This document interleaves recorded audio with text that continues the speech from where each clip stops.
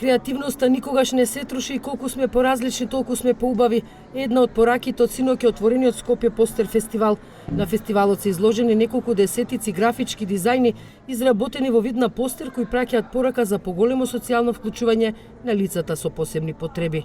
Овој настан е фокусиран на промоција на социјалната инклузија, односно поточно инклузијата како проблематика која што бара вклучување директно, бидејќи мислам дека само кај нас постојат и во регионот институции со карактер посебни.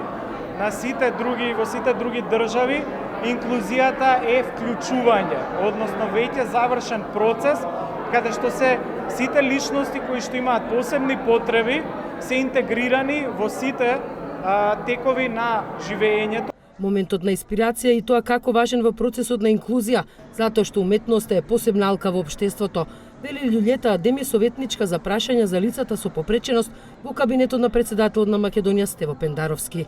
Ке настојуваме само во позитивна смисла, значи да се отстрани малку таа општа прифатеност или општа замисла што се има за категоријата на граѓани без разлика на која попреченост се, да се оди со позитивниот дух, позитивната визија, да се избегне тој дел на милосрдие.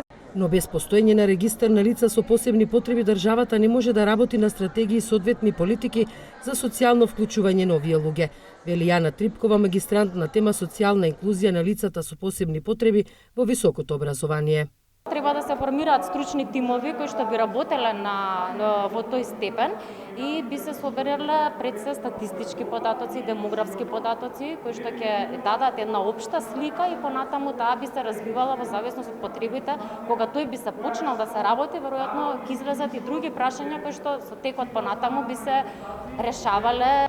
Меѓународната изложба Инклузија не ексклузија ќе биде отворена до 26 јуни во галеријата на Младинскиот културен центар во Скопје.